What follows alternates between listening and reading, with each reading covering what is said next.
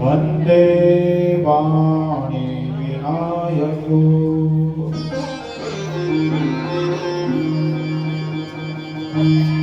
उद्यत प्रेम प्रतीत विनय करे शनुमान दैत्य कारज सकल शुभ सिद्ध करे हनुमान।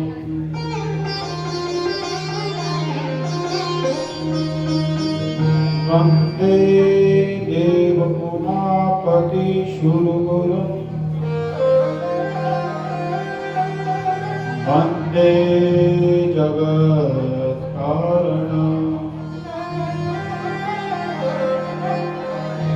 वन्दे पन्नगभूषणं मृगधरं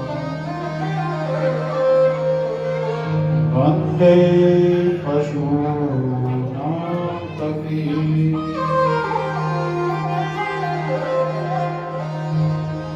वन्दे सूर्यशशाङ्कवैर्यनयनं वन्दे मुखं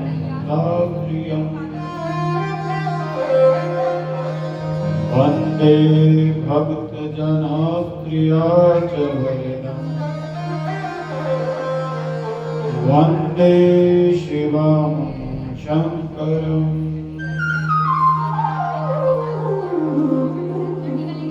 नारायणं नमस्कृत्य नरं चैव नरोत्तमं देवीं सरस्वतीं व्यासो ततो जयमुदीरये।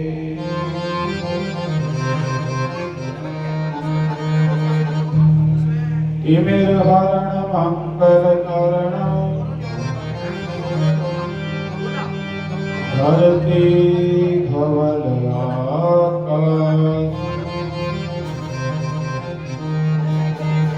सब अंधियारो मिट गयो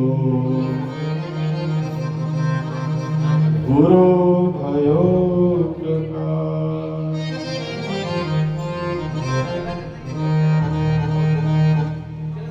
देवकी सुत गोविंदाय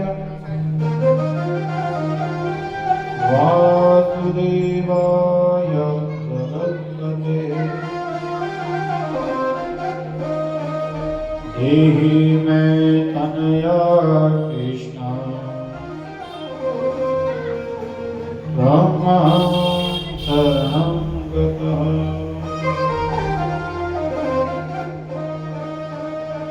अनादिनिधनं देवं शङ्खचक्रगदाधर अभयं पुण्डरीकाक्ष पितृमोक्षवरदो भय पितृस्वर्गवरदो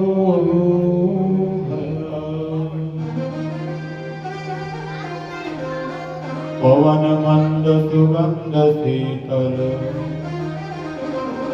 हेम मंदिर शोभितं निकट गंगा बहत निर्मल श्री बद्रीनाथ विशंबरम्। द्रौपदी विशाल भगवान की जय, केदारेश्वर भगवान की जय, गंगा मैया की जय, यमुना मैया की जय, भारत माता की जय, साधु संतों की जय, सब भक्तों की जय, भक्त और भगवान की जय, यागिक यजमान की जय। नमः पार्वती पते हर हर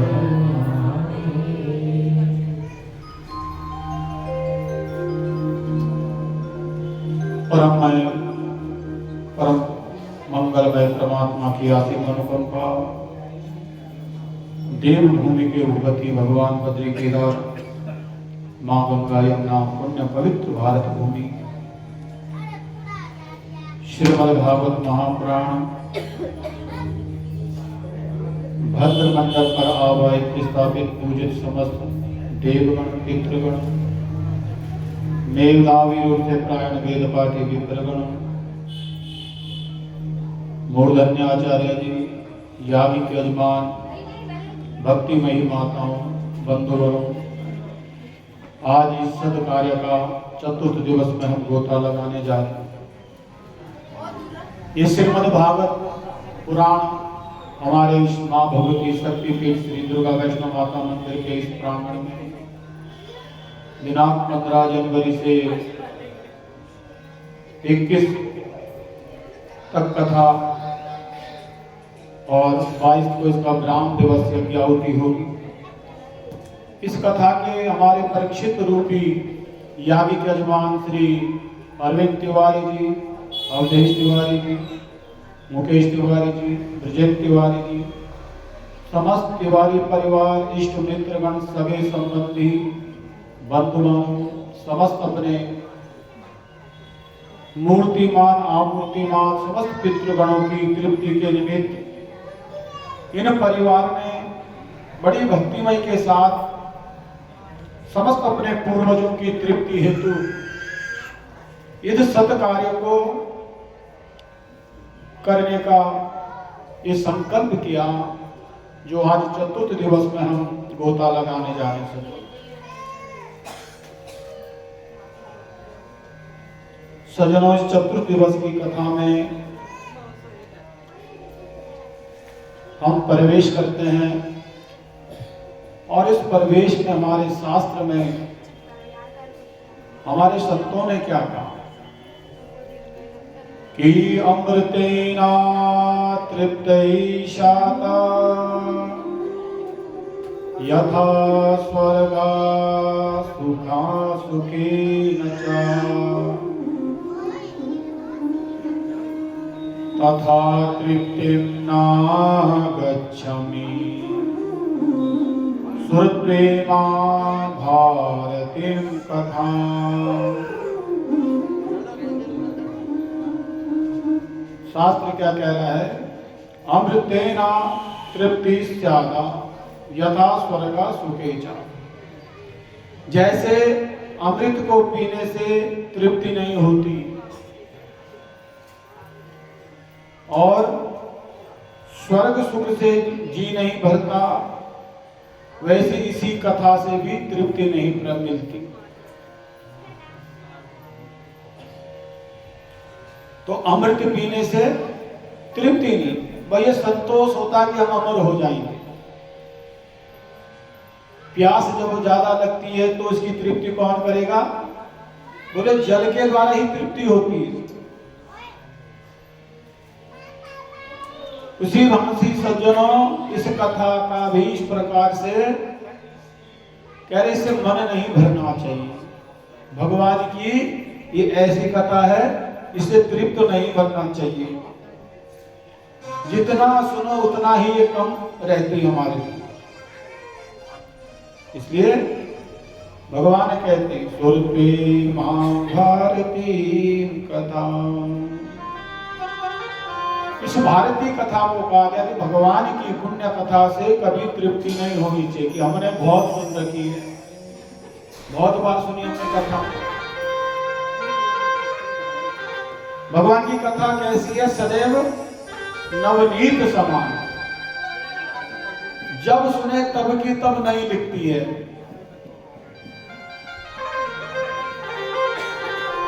क्योंकि अन्य कोई भी हम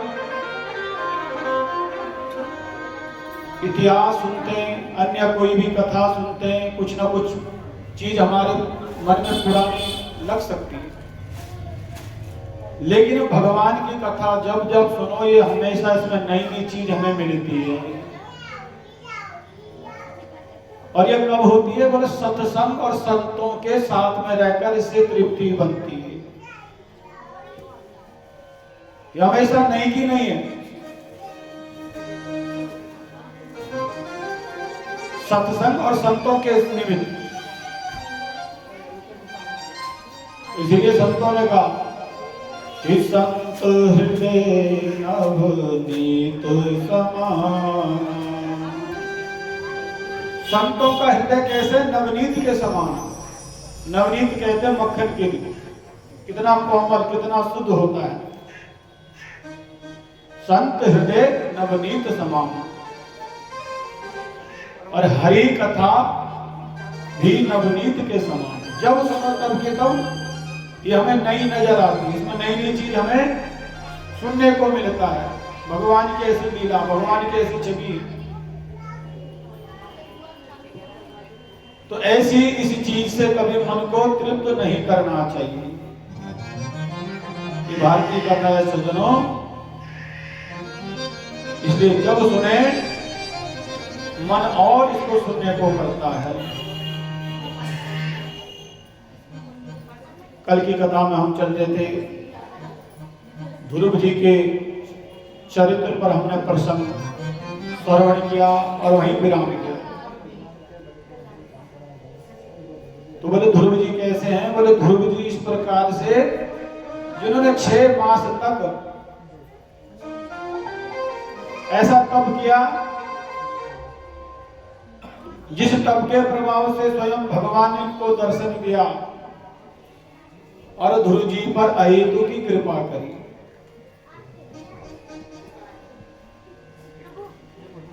छत्तीस 36,000 वर्ष तक ध्रुव जी ने राज्य किया था।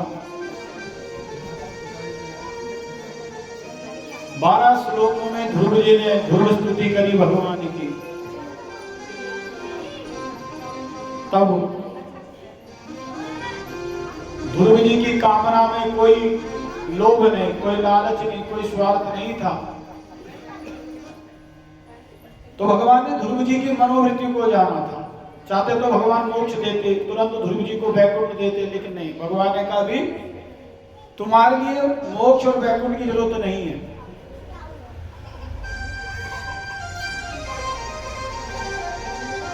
तुम इतने शुद्ध बुद्धि हो, सच्चे मन के हो, तुम्हारे जैसे जीव को इस संसार की जरूरत है, तुम्हारे राज्य की जरूरत है। इसलिए राजा जब अच्छा होता तो प्रजा भी अच्छी चलती है। भाई क्षेत्र का राजा अच्छा है, अपनी प्रजा का सही देख देख कर रहा, तो समझो सारे क्षेत्रवासी खुश हो जाते। इसी प्रकार भगवान कहते हैं ध्रुव जी तुम्हारा जो स्वभाव है, तुम्हारे अंदर जो भक्ति भाव है, ये कैसा है? ये सात्विक भाव है। तो निसंदेह तुमने इस प्रकार से अभी राज्य करना है। इसलिए सज्जनों शास्त्र कह रहा है कि राजा राष्ट्रकृतम पापम, राजा राष्ट्रकृतम पापम त्रिया पापम भरता तथा। राजा राष्ट्रकृतम पापम, तो प्रजा का पाप और राजा का पाप पुण्य आपस में बढ़ता है कि राजा राष्ट्रकृतम पापम और राज्ञा पापम पुरोहिता। शास्त्र क्या कह रहा है? राजा किस चीज का पाप भोगता है? बोले प्रजा अगर अच्छी नहीं है या राजा प्रजा के लिए अच्छा काम नहीं करेगा तो समझो वो राजा सही नहीं है। भाई प्रजा के अगर नेता नहीं सुने क्षेत्र में तो क्या फायदा उसको उस पद पर बैठकर? सबके मन की यदि सुनोगे तभी अच्छे राजा, अच्छा नेता माना जाओगे। इसलिए शास्त्र कह रहा है कि राजा राष्ट्रकृतम पापम और राज्ञा पापम पुरोहिता। तो प्रजा का पाप राजा भोगेगा। अगर प्रजा ने गलत किया, क्षेत्रवासी गलत करते हैं तो नेता पे बात जाते हैं, भाई क्षेत्र में सही नहीं चल रहा, तौर तरीके अच्छे नहीं है, लूटपाट हो रही है, अनेक प्रकार की विपदाएं होती है, तो हम अपने राजा के पास जाते हैं अपनी समस्या लेके। और शास्त्र कह रहा है फिर राजा का पाप कौन भोगता है? बोले राजा पापम पुरोहिता।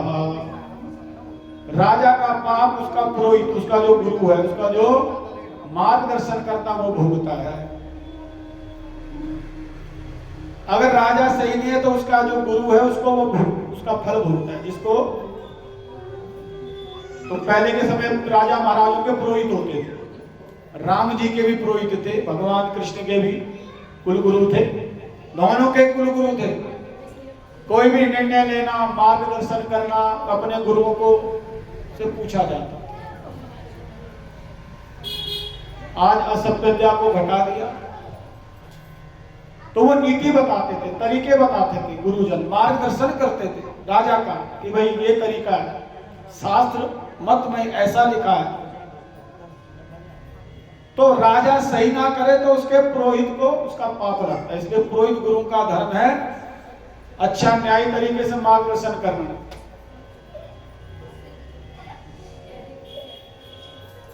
इसलिए गुरुओं को ध्यान होना चाहिए कि कभी मीठा नहीं बोलना चाहिए अपने राजा का, जो उसका हित के लिए हो वही शब्द गुरुजनों को बोलना चाहिए। तो राजा का पाप किसने भोगा? पुरोहित ने। राजा राष्ट्रकृतम पापम राज्ञ पापम पुरोहिता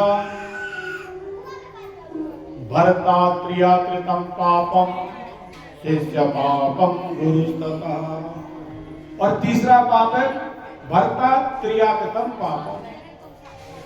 पति को किसका पाप भोगना पड़ता है? बोले पत्नी के द्वारा अनिहित काम हो, पत्नी ने कोई पाप किया है, कुछ गलती हो जाए तो उसका पाप पति को लगता है। भाई सही तरीके से समझाओ तो भर्ता त्रियाकृतम पापम, भर्ता का क्या? पति के लिए। इसलिए हमने पहले दिन कथा महात्म में जब धुनकारी की कथा सुनते हैं तो आत्मदेव नाम के ब्राह्मण दुखी हो गए अपनी पत्नी धुंधली के कर्म से। चलो संतान नहीं थी, उतने में भी चल रहे थे, लेकिन ज्यादा दुविधा क्या हुई कि जीवन संगिनी सही नहीं निकली। भर्ता त्रियाकृतम पापम और शिष्य पापम गुरुस्तता। शिष्य का पाप कौन भोगेगा? बोले गुरु भोगेगा। भाई गुरु ने अगर अच्छा तरीका नहीं बताया बच्चों को, खाली अपनी फीस तक सीमित हो गए, शास्त्र कहता हो वो भी फिर बेकार। दोनों चीजें बनती है।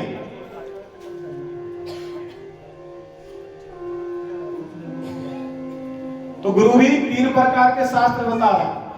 शिष्य के पास गुरु भी कौन है? बोले एक गुरु है पत्थर जैसा, एक गुरु होता है। अब पत्थर को नदी में डालो, बड़ी सिल्ली भी हो गई, बड़ा पत्थर भी हो गई, तो बोले ऐसे सिल्ली को, बड़े पत्थर को लेकर अगर नदी में डाला जाए कि हम उस पर बैठ के पार हो जाएं, तो क्या होगा?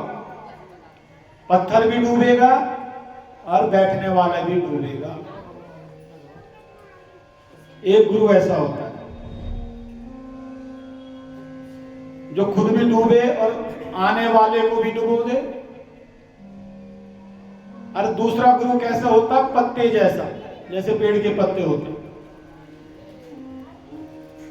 अब बड़ा पत्ता, चाहे केले का भी पत्ता साइज में बड़ा होता है, उस पत्ते में भी बैठकर अगर हम नदी में चल जाएं तो क्या होगा? खुद गिर जाएंगे, पत्ता तैर जाएगा। पत्थर तो खुद डूबता है और दूसरे को भी डुबा देता है। ये पहले गुरु है। और दूसरा गुरु कैसा? पत्ते जैसा, जिसपे अगर हम सोचेंगे पत्ते में बैठकर पार लग जाएंगे नदी, तो क्या होगा? बैठ जाएंगे, लेकिन पत्ता तो तैर जाता है और बैठने वाला डूब जाता है। और बोले तीसरा गुरु कैसा है? पूरी लकड़ी जैसा होता है, जो नौका बनकर खुद भी पार लग जाता है और जो बैठ जाए इसको भी पार लगा देता है। इसलिए शास्त्र कहता है भरतात्रिया कृतम पापम और शिष्य पापम गुरुस्ततः।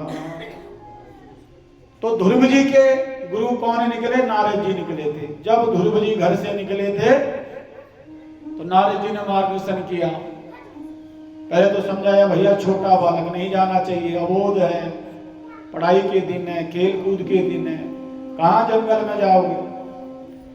लेकिन जब देखा मंत्र जाप मम दृढ़ विश्वासा पंचम भक्ति सुवेग प्रकाश, बालक नहीं मानने वाला। नारद जी ने भगवान को मन ही मन ध्यान लगाया बैकुंठ में, भगवान आप तो इसकी परीक्षा लेने मुझे भेज रहे थे। ये बालक घर छोड़कर निकला, मां सुनीति को रात को सोते हुए छोड़कर चुपचाप निकल गया। और ये सरल नहीं है, सरलता से मानना नहीं है, ये अपनी भक्ति से आपको प्राप्त कर देगा। इसलिए नारद जी गुरु कैसे निकले? लकड़ी जैसे गुरु। नारद जी ने प्रहलाद जी को मार्गदर्शन किया, ध्रुव जी के लिए भक्तों के नारद जी मार्गदर्शक बने और उस नमो भगवते वासुदेवाय मंत्र से 6 महीने में भगवान को प्राप्त किया। तो सज्जनों, इस ध्रुव जी ने 36,000 वर्ष तक अपना राज्य किया है। और इस प्रकार से सज्जनों ध्रुव जी का जो वंश चला और उसी वंश में सज्जनों इस प्रकार से ध्रुव जी की पत्नी भ्रमी इला नाम से हुई, उत्कल वत्सल इनके पुत्र हुए, इनसे इनका वंश चला। उसके बाद सज्जनों भागवत में प्रवेश करते हैं। ध्रुव जी के उपाख्यान के राजा अंग की कथा आती है। जो राजा अंग है की कथा सज्जनों इसी चतुर्थ स्कंद में आती है। राजा अंग जब राज्य किया करते थे तो लेकिन अपने प्रजा का सही से पालन नहीं करते थे। राजा अंग जब राज्य किया करते तो प्रजा का सही से पालन नहीं किया राजा ने। राजा तो बना दिया लेकिन अच्छा पालन नहीं किया। ना धर्म करते, ना दान करते, ना तीर्थ, ना व्रत, ना उपवास। भाई हम परिवार में जुड़ जाएं, सब चीज जोड़ दें, अच्छा धर्म भी ना करें, पूजा पाठ भी ना करें, तो क्या फायदा ग्रस्त का। इसलिए हमें इस ग्रस्त में आकर कहीं कर्म करने से ही सज्जन। तो राजा हम कुछ नहीं करते, ना दान, ना तीर्थ, ना व्रत, ना धर्म। इसलिए हमें ये शरीर मिला हमें परोपकार के लिए, मानव चोला सबसे बड़े परोपकार के लिए। इसलिए जो धर्म से विमुख है वो पशु के समान है। धर्मेण हीना पशु भी समान। धर्म से हीन अगर इंसान हो जाए तो पशु के समान। शास्त्र के अनुसार एक पशु तो जानवर है, जिसे हम गाय के रूप में, भैंस के रूप में, घोड़े के रूप में, अन्य पशु के रूप में देखते हैं। और बोले एक मानव भी पशु के समान है। कब है? जब ये धर्म से पीछे हट जाता है या धार्मिक काम नहीं करता।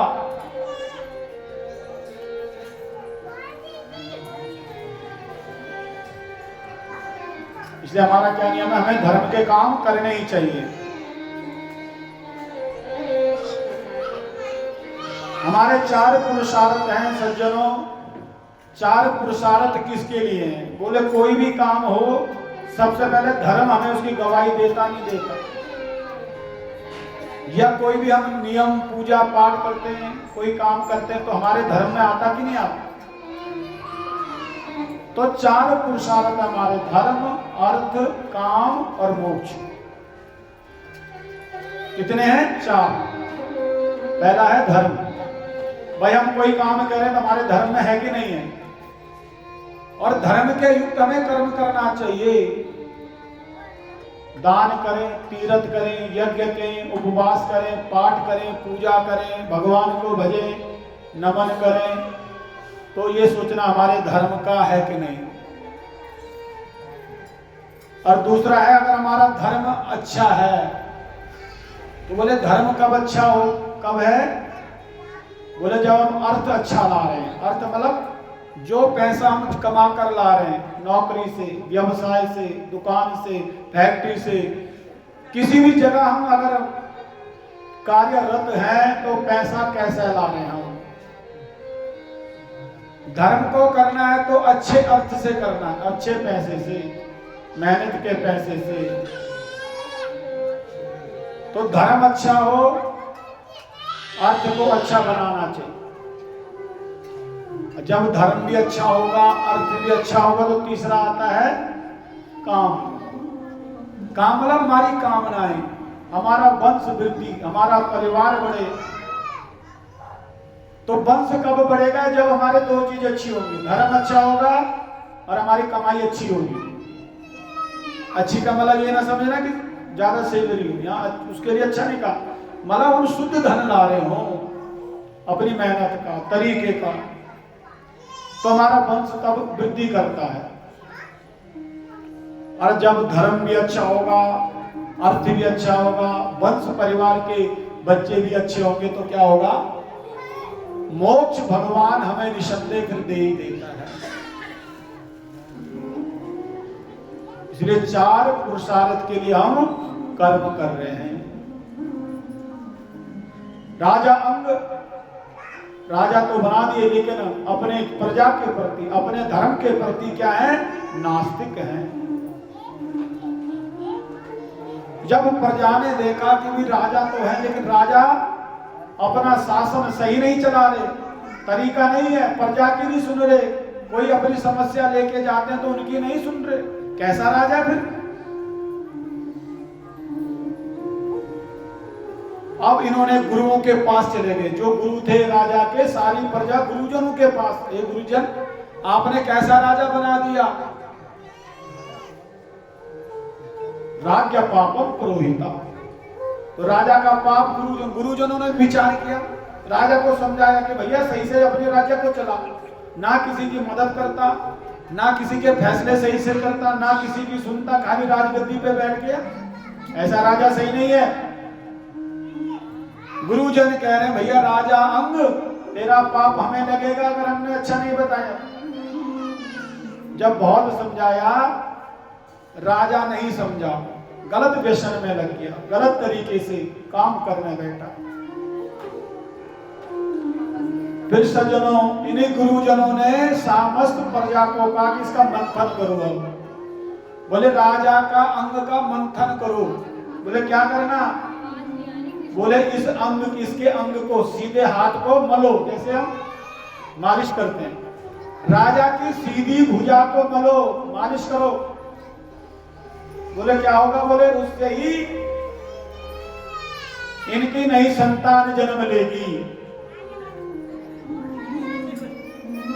अब प्रजा ने मिलकर राजा को पकड़ा, राजा सही नहीं था, धर्म से विरुद्ध कर्म करता, प्रजा की नहीं सुनता। फिर इन्होंने इसका मंथन किया, उसको रगड़ा भुजा को,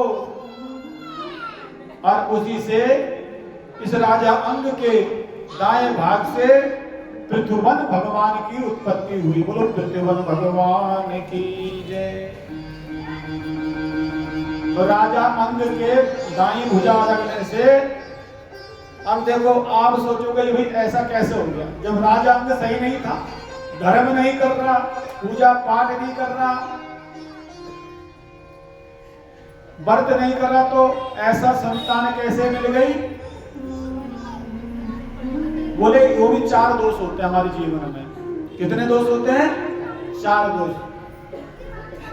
अब ये तो दुराचारी है, धर्म से हीन है, सत्संगहीन है, तो कुछ गुण हमारे के पास जेनेटिक गुण होते हैं, खानदानी गुण कहते हैं ना, अरे इस परिवार में तो ऐसे हैं सारे पीछे। तो 4 दोष हमारा शास्त्र और हमारा स्कंद पुराण बता रहा है कि दुशीलो मात्र दोषेण पितृदोषेण मूर्खता। देखो 4 दोष पे ध्यान देना। क्या बता रहा हमारा पुराण? 4 दोष है जीवन में कि दुशीलो मातृदोषेण पितृदोषेण मूर्खता कार्पण्यम वंशदोषेण स्वदोषेण दारिद्र्यता। बोले कौन से 4 दोष हैं? बोले पहला दोष है चरित्र का। तो आप ध्यान दें माता बहन, 4 दोष है। दोषीलो मातृदोषेण, माता के चरित्र से बच्चे का चरित्र का निर्माण होता है, हमारा शास्त्र कहता है।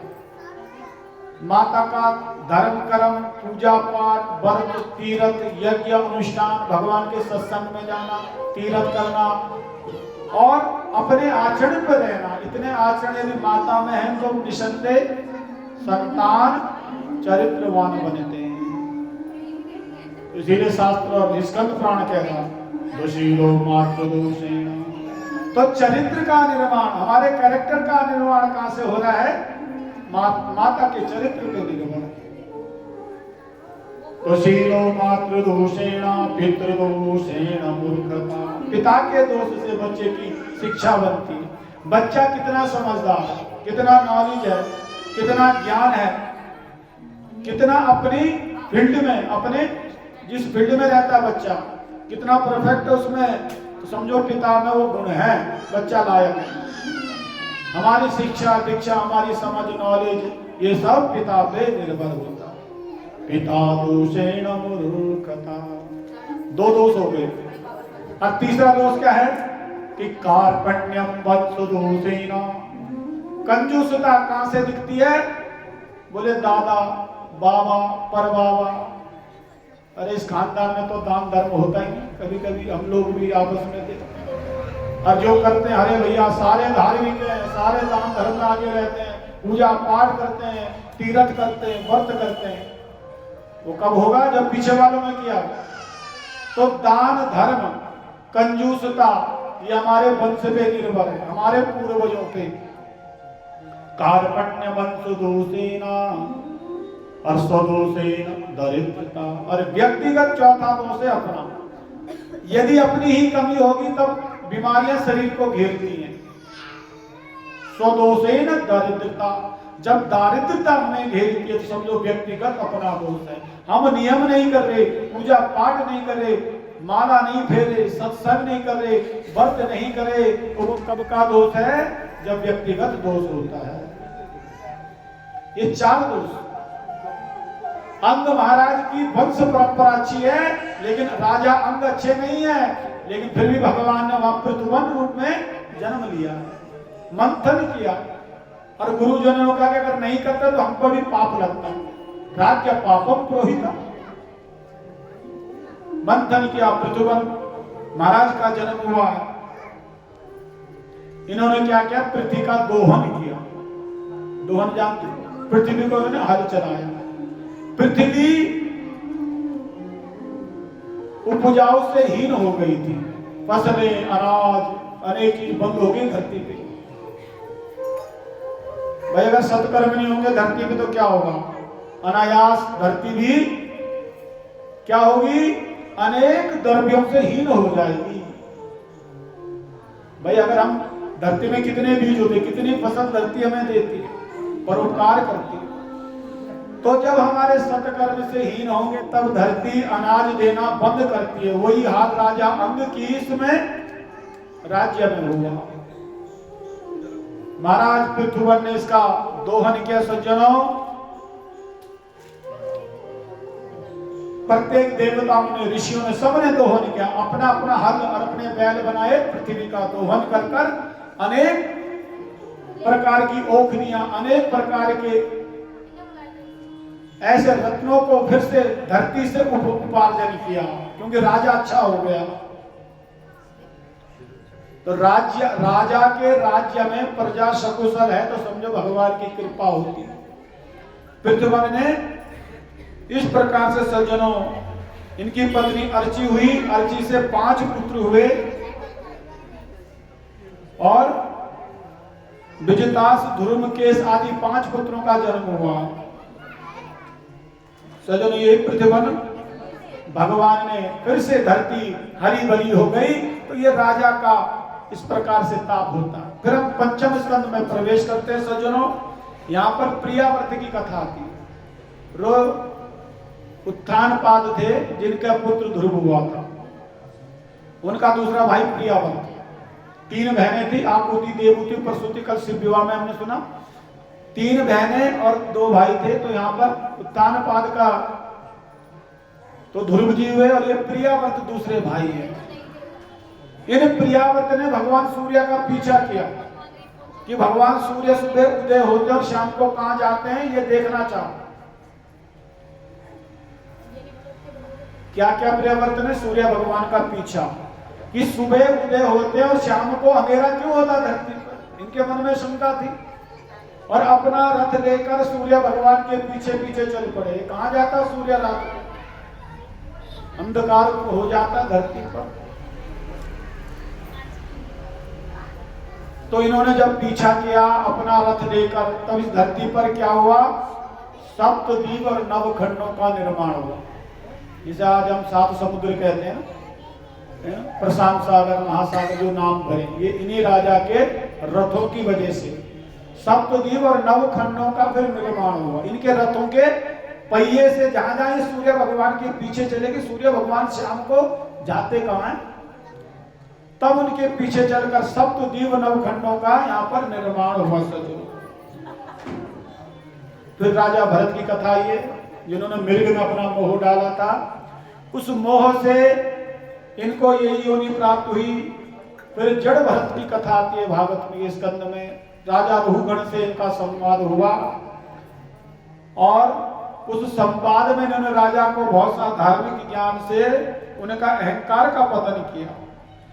गंगा जी की उत्पत्ति धरती पर हुई। 8 धाराओं में गंगा जी सजनों धरती पर आई थी। कितनी धारा में आई थी? 8 धारा में। जो भगवान की शंकर जी की जटा से गंगा निकली, उसकी 8 धारा से हुई थी। और उसी 8 धारा में राजा भगीरथ ने तपस्या कर कर अपने 3 पीढ़ियां इनकी भी परलोक सुधार गई थी, लेकिन गंगा जी को ये धरती पे लाने में असमर्थ हो गए थे। राजा सगर हुए, 60,000 इनके पुरखे भस्म किए थे कपिलदेव जी ने। इन पर चोरी का आरोप लगा दिया था। तो अपने पूर्वजों की सदगति के लिए इन्होंने फिर क्या किया, जब ऋषि से पूछा कि हमारी 3 पीढ़ियां भस्म हो गई, इनका उद्धार कैसे होगा, महामुनि बोले कि तुमने झूठा आरोप लगाया। और झूठ तो भगवान को भी नहीं भजता, इसलिए उनका इन्होंने तर्पण किया, पिंडदान किया, वर्षी की, लेकिन तृप्ति नहीं, सारे पितर भटकते रहे। सजन तब उन्होंने कहा इस प्रकार, जब गंगा जी धरती पर आएंगी तो तब आप पर कृपा होगी। तो 3 बड़ी लग गई थी। राजा सगर ने ऐसे तप किया कि गंगा जी को लाकर धरती पर उतरी, भगवान शंकर की जटाओं में समाई। और शंकर जी ने देखो अपनी जटा से 8 लड़ियां निकाली थी। 8 लड़ी निकली थी उसमें से, और उन 8 लड़ियों में से ये गंगा नाम से प्रत्येक अलग अलग क्षेत्रों में नदी बही थी।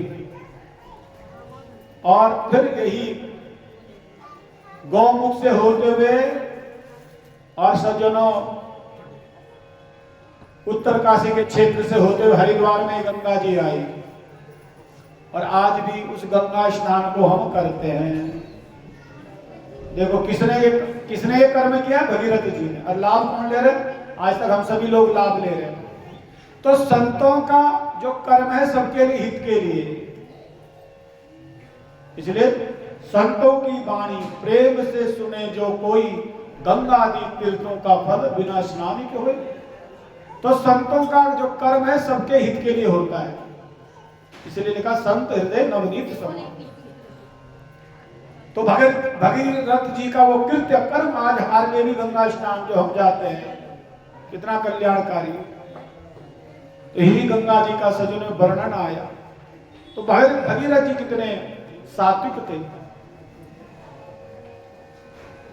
इसलिए संत कब खुश होते हैं? संत तब खुश होते हैं जब समाज अच्छा हो, समाज अपने धर्म कर्म करता हो, नियम पूजा पाठ तरीके करता हो, तो संतों की प्रसन्नता हो जाती है। तो सज्जनों, उसके बाद यहां पर नरकों की यातना आई है, और नरकों की यातना बताई गई भागवत में। कितने प्रकार के नरक हैं, किन कर्मों से क्या कौन सा नरक मिलता है, ये भी शास्त्र कहता है। इसलिए शास्त्र के अनुसार सज्जनों ध्यान रखना चाहिए। हमें इस ग्रस्त में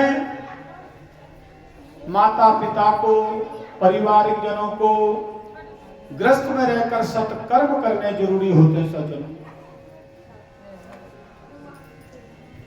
इसलिए शास्त्र कहता है हमें सदैव सत्कर्म करना चाहिए। तो यहां पर कई नरकों की कथा आई है, कौन से कर्म से कौन सा नरक प्राप्त होता है। छठे स्कंद में हम प्रवेश करते हैं। यहाँ पर अजामिल नाम के ब्राह्मण की कथा का प्रसंग सज्जनों यहाँ पर श्रवण करते हैं, जो सुखदेव मुनि राजा परीक्षित को कथा सुना रहे हैं। बोलो भागवत भगवान की जय। कि कन्या कुब्जे दुजा काशित आसी पति रजा मिला, नामना नष्ट सदाचारो दासो संसर्ग दूषितः। कन्याकुब्ज नाम का स्थान है, इसको कहा गया कन्नौज। कन्नौज क्षेत्र सुना होगा। तो कन्नौज को कन्याकुब्ज नाम से कहा गया है भागवत में पूर्व नाम। तो कन्याकुब्ज कन्नौज के क्षेत्र में आज इस प्रकार से अजामिल नाम के ब्राह्मण देवता थे, और ब्राह्मण देवता जब थे अपने क्षेत्र में, लेकिन अपने कर्मों से थोड़ा परे थे। नियम धर्म पूजा पाठ भगवान का स्तवन भजन इससे दूर रहते थे। और इन अजामिल नाम के ब्राह्मण के 10 पुत्र थे। कि तस्या प्रवयसा पुत्रा 10 तेषां तु यो भव्यम्, बालो नारायणो नाम्ना पितृशादयितो वृषम्। तो कितने पुत्र थे इनके? 10 पुत्र थे। 1 2 3 4 ने 10 पुत्र थे। और 10वें का नाम था नारायण। और इसी नारायण के नाम को लेते हुए भी इनको वैकुंठ मिला। तो राजा परीक्षित के मन में शक हो गया, गुरुदेव जी कैसी बात आप कर रहे हैं? परीक्षित महाराज के मन में डाउट हुआ, शंका हुई। सुखदेव मुनि से पूछते हैं, मुनि आप कह रहे हैं ये धर्म से हीन थे, कर्म नहीं, विप्रो वृक्षस्य मूलंच संध्या, अपनी जो संध्या बंधन नहीं करते थे, और आप कह रहे हो ये स्वर्ग चले गए। ऐसा कैसा हुआ? स्वर्ग चले गए? किस कर्म से स्वर्ग चले गए? बोले मात्र नाम से स्वर्ग मिल गया इनको। बोले नाम से? बोले भगवान के नाम की महिमा इतनी है, हम क्या कह सकते हैं। इसलिए हमारा विष्णु सहस्त्र नाम हमारे विप्र मंडली और विद्वत जब पठन करते हैं सहस्त्र नाम में, तब वहां पर लिखा गया कि यस्यास्मेण मात्रेण जन्म संसार बंधनात् विमुच्यते नमः तस्मै विष्णवे प्रविष्णवे। विष्णु सहस्त्र नाम हमें बताता है यस्य स्मरण मात्र, इसका स्मरण मात्र से जन्म संसार बंधनात्, संसारिक बंधनों से हमें मुक्ति मिल रही है। भगवान के नाम का इतना फर्क है। परीक्षित महाराज के मन में शंका हुई कि नहीं नहीं मेरा मन नहीं मानता है ये स्वर्ग है। बोले मान जा परीक्षित महाराज, मान जाओ। बोले फिर इसका कोई उदाहरण दो, स्वर्ग कैसे गए? भाई कहानी के मन में शंका हो तो शंका पूछनी चाहिए। बोले चलो इसमें मैं तुम्हें प्रकाश डालता हूं इस कथा पे। तब सुखदेव जी कहते हैं चौमासे का समय था। चौमासा जानते हैं आप लोग? बरसात के समय को चौमासा कहते हैं, 4 महीने का चौमासा। अब तो बहुत कम जानते होंगे मासों को, हिंदी मास ही नहीं जानते बहुत। तो नई हमारी पीढ़ी है, वहां तो जनवरी फरवरी चलता है ना। अब हमारी सनातनी पद्धति कहां से आरंभ होती है? बैसाख से आरंभ होता है। बैसाख जेठ आषाढ़ श्रावण भाद्रपद आश्विन कार्तिक माघ पौष, है ना, माघ फागुन चैत्र, ये हमारे हिंदी मास हैं। इनको वैदिक मास भी कहा गया, सूर्य मास भी कहा गया। और हमारे नया वर्ष कब होता है? चैत्र शुक्ल प्रतिपदा से हमारा नव संवत कहा गया। तो हमारा नया साल कहां से हो रहा है? चैत्र में शुक्ल मास, बसंत ऋतु के अंतर्गत। तो वहां पर हमारा नया वर्ष होता है। उसको भी कम जानते हैं, नव वर्ष। तो वो हमारा नव वर्ष है। तो इसको भी हमें सज्जनों जानना चाहिए, अपनी संस्कृति। तो इसी चौमासे में अजामिल नाम के ब्राह्मण के घर कौन आ गए? संत आ गए। देखो संत, पहले संत लोग भ्रमण करते थे, जो गांव में रहे होंगे, और आज से 30-40 साल पहले, अब तो नहीं, बहुत बदल गया। पहले के बाद संत महात्मा यात्रा करते थे तीर्थों में। जैसे आजकल माघ में भी कोई प्रयाग जा रहा है, कोई हरिद्वार, ऐसे महात्म मास। देखो, साल के 4 महीने महात्म के ध्यान देना। 4 महीने महात्म के। कौन से महात्म मास है 12 महीने में? पहला महीना आता बैसाख महात्म, दूसरा आता श्रावण महात्म, फिर आता कार्तिक महात्म, फिर आता माघ महात्म, जिस महीने में अभी कथा सुनी। ये साल के 4 महीने महात्म मास माने गए। वैसे सारे महीने उत्तम, लेकिन इन 4 महीने में बड़ी महत्व है। किसी महीने में स्नान की, कार्तिक में परिक्रमा की, फेरी लगती है भगवान की। माघ में यज्ञ की, हवन होता है 1 महीने तक मठ मंदिरों में। दान की, काष्ठा दान। माघ में लकड़ी दान की और गर्म चीज की दान की बड़ी विशेषता। ध्यान, माघ के महीने में जिसने गर्म वस्तु का दान किया, और लकड़ी काष्ठा जो यज्ञों के लिए जिसने दान किया, वो 1000 गुना पुण्य मिलता है। बैसाख में जल इत्यादि का, प्रत्येक महात्म की पुस्तकें उनमें सुनाई जाती है, जो मंदिरों में सुनाए जाते ऐसे महात्म। तो इसी चौमासे में संत पहुंच गए आके। अब जब भ्रमण किया कन्नौज के क्षेत्र में, इसी गांव में पहुंचे तो देखा भाई ब्राह्मण का घर है। अब संतों ने क्या देखी विशेषता कि भाई ठाकुर जी यहाँ तो जरूर होंगे, और घर में ना हो, लेकिन ब्राह्मण का घर है। ठाकुर जी तो रोज यहाँ पर पूजे जाते हैं, भजे जाते हैं। तो संतों ने कहा कि भाई यहाँ पे ठाकुर जी भी भजेंगे, भगवान का नाम भी लेंगे, चौमासा यही काट देंगे। विचार क्या संतों ने? ब्राह्मण ने स्वागत किया जामिल। देखो ध्यान देना, स्वागत किया, कोई कमी नहीं की उनके स्वागत में, उनके खाने पीने में, रहने में, क्योंकि अतिथि ग्रस्त का देवता है। देखो नीति के अनुसार अतिथि गृहस्थियों का, जो घर परिवार, उसका अगर मेहमान आता हो देवता के समान है।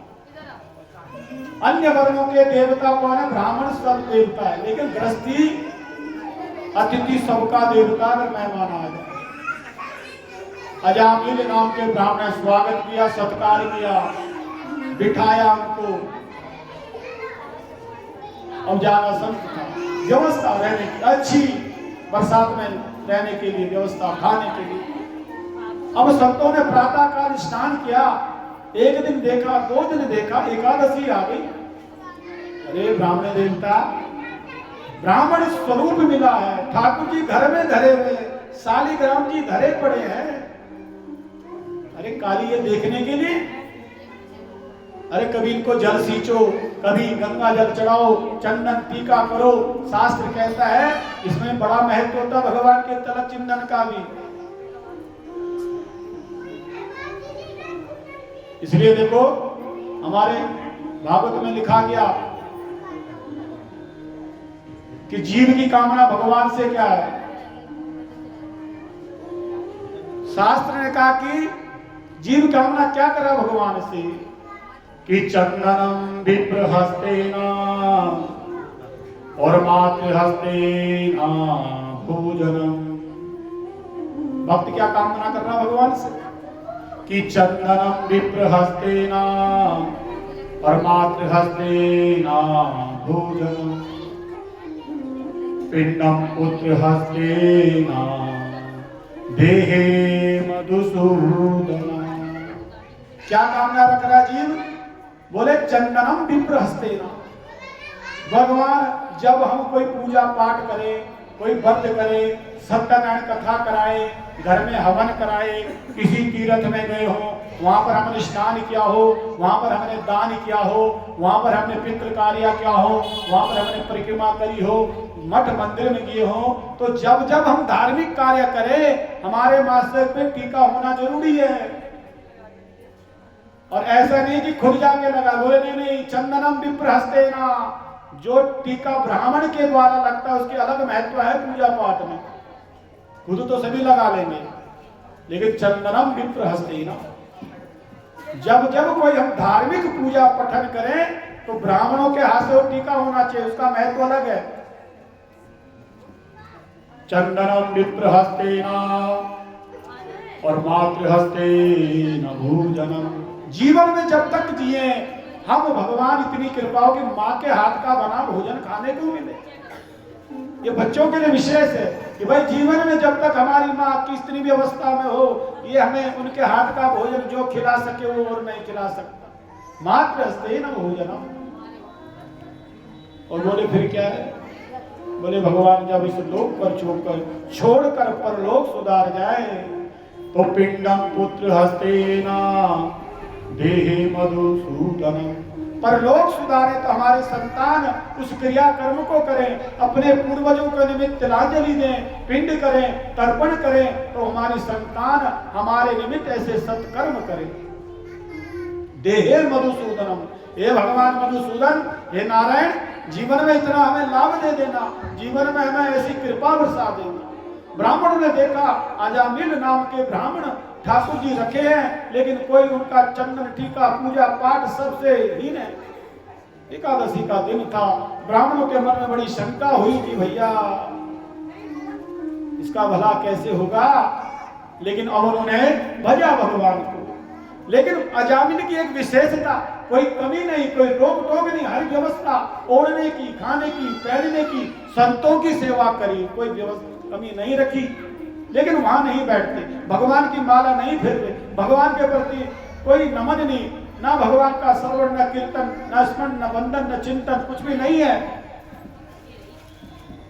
अब नहीं कुछ किया, संतों ने विचार किया, 4 महीने बीत गए, ठाकुर जी को पूजा, चौमासा निकला। अब संत निकलने के लिए तैयार हो गए, अब प्रस्थान करना चाहिए, अब हमारा चौमासा अल्य। ब्राह्मण को जाते जाते बोले, हे ब्राह्मण देवता, हे अजामिल विप्रदेव, एक काम कर देना जीवन में। बोले क्या हो? बोले तुम्हारे ब्राह्मणी गर्भवती है, अब तुम्हारे घर में संतान होने को। बोले हाँ जी। बोले एक काम करना, अब जो संतान हो उसका नाम नारायण रख देना। संतों ने नाम बताया, अब जो संतान होगी उसका नाम नारायण रख देना। अजामिल ने कहा ठीक है, अब आपने बता दिया तो नामकरण का खर्चा भी बच गया मेरा। मैं हवन करता, नामकरण में ब्राह्मण आते, दक्षिणा देता, नाम निकलता, आपने रख दिया, ठीक है संत जी आपने कह दिया रख दो। समय काल बदला सजनों, और पुत्र का जन्म हुआ। अजामिल को ध्यान आ गया, संत चौमासा करके घर से गए थे और नाम स्थापित नाम बताकर गए, वही नाम रखा, नारायण नाम रख दिया। इसे संतों की वाणी और संतों की कृपा, वो नाम रखा नारायण बेटा का। 4-10 पुत्र बड़े हुए, पृथक पृथक रूप में अलग अलग शादी ब्याह भी संतान की कर दी। और सज्जनों, कितनी आयु के हैं इस प्रकार से शास्त्र बताता है कि कालो त्यागान महाना राजान स्टासीत्या सुखा समा। 88 साल की उम्र है, 2000 में भागवत में स्पष्ट लिखा 88 साल की इनकी आयु निर्धारित कही गई और 60 साल की आयु आत्मदेव नाम के ब्राह्मण के भागवत में स्पष्ट लिखा। इनकी आयु कितनी है? 88 वर्ष की आयु। इस आयु में वृद्ध हो गए, पुत्रों का अलग अलग 9 पुत्रों का विवाह हो गया, सब हो गया। तो उसी छोटे बालक में जब छोटे थे उसी में देखते उसकी लीला को देखते देखते समय कटा, बुढ़ापा आ गया, लेकिन मोह था पुत्र का, लेकिन धर्म कर्म से परे रहे। अंत समय सजनों जब आया है और आयु का अंतिम पड़ाव आ गया, जो ठाट था उसने खाट पकड़ ली है। भरोसा नहीं कौन सा ठाट खाट पकड़ ले, वही अजामिल नाम के साथ हुआ और यमदूत वहां आ पहुंचे। सज्जनों जब पहुंचे, अजामिल ने देखा यमदूतों को, दूरे क्रीडना का सत्तम पुत्रम नारायणायम प्लावितेन स्वारेणो चेरा जुवाहा कुलेन्द्रिया। यमदूतों को देखते भय हो गया, अरे भैया लेने आ गए। पास में ही बेटा नारायण खड़ा था। जब तक बीमार हुए, नारायण बेटा जल पिला दे, नारायण बेटा दवाई दे दे, नारायण बेटा रोटी दे दे, ऐसे बुढ़ापा कट गया, खाट पकड़ ली थी। जब नहीं हुआ शरीर से तो तब उसी नारायण ने सेवा करी। अब नारायण ने सेवा क्यों करी? क्योंकि संतों का आशीर्वाद है। देखो संतों ने आशीर्वाद किया तो ये पुत्र में वो गुण आ गए। संतान के गुण कहां से मिले? ये इस प्रकार से उन्हें संतों ने जो चौमासा घर में बिताया उतने का फल मिल गया। अब यमदूत पहुंचे, भगवान विष्णु के भी दूत पहुंच गए, उन्होंने आपस में दोनों में संवाद हो गया। यमदूत कहते भैया ये तो नरक जाएगा। क्यों जाएगा? कोई धर्म नहीं किया, कोई पूजा पाठ नहीं, कोई व्रत नहीं, न तीर्थ न यज्ञ। स्वर्ग से आई होगी भी चिन्ह यहाँ दिखते हैं और नरक से आई होगी। स्वर्ग स्थितानि इह जीव लोके और चत्वारि चिन्हानि बसंति देहा। देखो 4 लक्षण होते हैं स्वर्ग से आए हुए के भी और नरक से आए हुए के भी। स्वर्ग स्थितानि इह जीव लोके चत्वारि चिन्हानि बसंति देहा। तो इस देह में बोले 4 गुण होते हैं। 4 हमारे नेचर में जो आदतें, जिसे आदत कहते हैं, हम कहते हैं बड़ी बड़ी अच्छी आदत है उनकी, थोड़ा बोलते हैं मान जाते हैं। अब किसी से में डरे उसकी आदत तो बहुत खराब है, बोलते भड़क जाता हो। तो वो भागवत के अनुसार क्या कह रहे हैं? 4 चिन्ह है, पता चलता कि स्वर्ग से आया हुआ है, नरक से। अत्यंतिकोपा कटुता चबाणी, क्रोध है, कटुवाणी है, अपने से बैर है, तो वही नरक से आया हुआ। ये भागवत चिन्ह बता रहा है। लेकिन जब यमदूत कहते हैं भैया कुछ नहीं किया इसने जीवन भर, तीर्थ व्रत यज्ञ अनुष्ठान कितने नियम है, ये नरक जाएगा। भगवान विष्णु के सेवा कहते नहीं नहीं नहीं, अब नरक नहीं जाएगा, ये स्वर्ग जाएगा। क्यों जाएगा स्वर्ग? बोले इसने भगवान का नाम ले रहा है। भगवान का थोड़ी है, ये तो अपने बेटे का नाम ले रहा। बोले चाहे बेटे का नाम ही क्यों ना लिया हो, उल्टा नाम जपत जग जाना, उल्टा नाम जपत जग जाना, वाल्मीकि भयो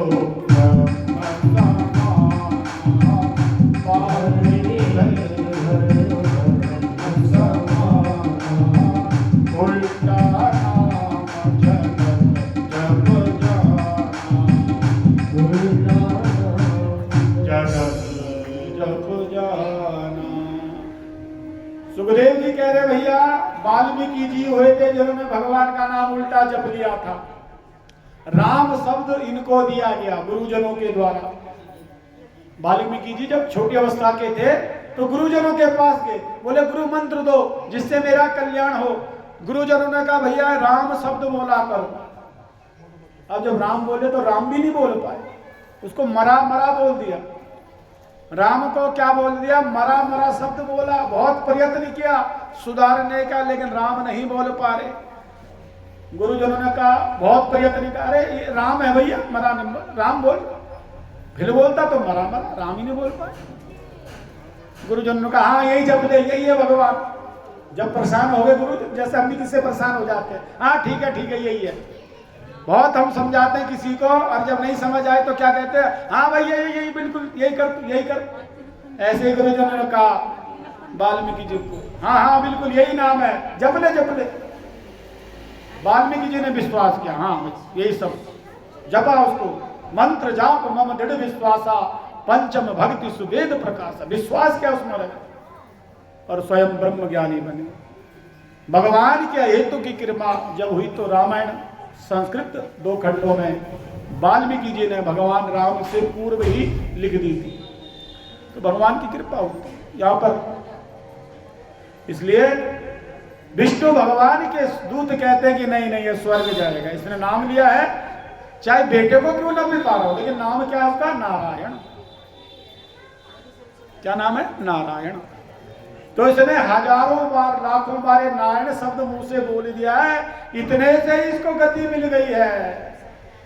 अब सोचो, हम अगर तरीके से माला भी फिर लेने जाने, भगवान कितना दे दे। इसने पुण्य नहीं किया, जप नहीं किया, जीवन उस नाम से ही कितना फल मिल जाए। इसलिए कथा भी क्या बताती है कि हमें बच्चों के नाम में सोच विचार कर रखना चाहिए। नामकरण करते हैं, ऐसा नहीं कि जिसके कोई भी तौर तरीके ना हो, बड़े बड़े तरीके से नाम रखते थे। भाई कुछ ना हो जीवन में, ना हो कोई पूजा पाठ, ना कोई व्रत हो सके, बच्चों के नाम से भी अगर हम नाम ले तो भी कृपा बरसती भगवान की। तो भगवान के नाम के सज्जनों ये महत्व है। और अंत में यही अजामिल उस नाम के प्रभाव से और वैकुंठ को प्राप्त हुए, सदगति इनको मिली है। बोलो भागवत भगवान की जय। आइए सज्जनों, एक भजन का स्मरण करेंगे और फिर आगे कथा की ओर अग्रसर करते हैं। बोलो भागवत भगवान की जय।